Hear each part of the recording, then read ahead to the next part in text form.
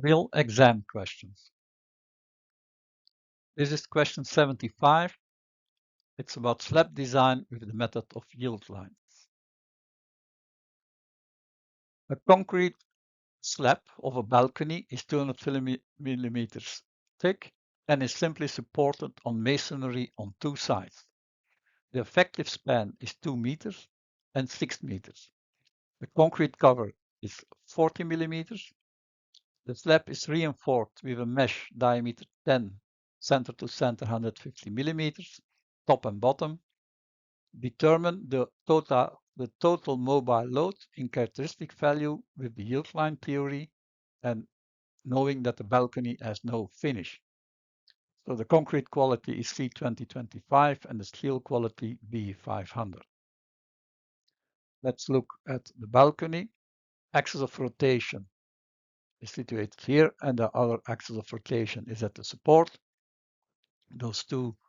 Where those two axes of rotation crosses, the yield line starts and it takes with an angle of 45 degrees because the two conditions are equal, two conditions of support. This is the bending moment, the plastic bending moment, MP.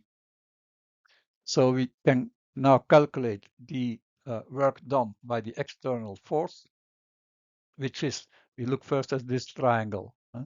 This triangle, this is 2 meters. So this is 2 by 2 divided by 2, and the load is Q.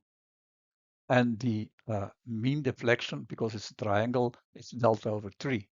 But here we have also the same triangle. So it's times 2.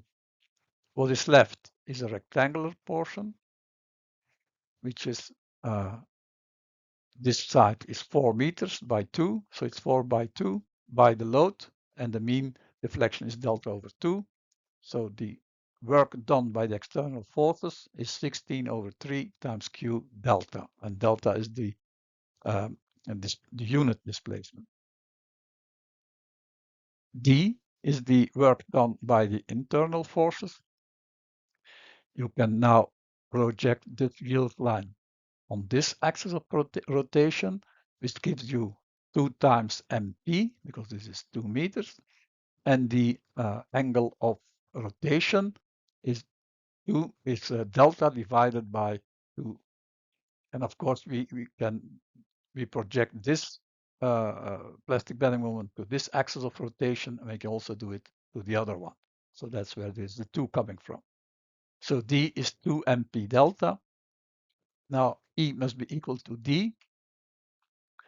But there we can get MP out of the equation, which is 8/3 of Q. Now, looking at the resistance, we have the lever arm of the reinforcement in the first layer is total depth minus concrete cover minus point of gravity, gives you 205. In the second layer, it will be 250 minus 40 minus 10 over 2, but this is the first layer, so it gives you 195 millimeters. We will take the mean of the two directions, which give you D equals to 200 millimeters. The reinforcement diameter 10, center to center 150 is 524 square millimeters per meter. The resisting bending moment is then 0.99 times D times the reinforcement divided by 1.1, because we have an upper bound system here, times the yield strength of the reinforcement. And this brings you to a resisting bending moment of 37.3 kilonewton meter per meter. Now we make those two equal to each other. So the maximum load Q, total maximum load Q, is then equal to 14 kilonewton per square meter. The total load is 1.35 times the permanent load plus 1.5 times the mobile load. The permanent load, because there is no floor finish, it's only the self-weight of the slab, which is 6.25 kilonewton per square meter.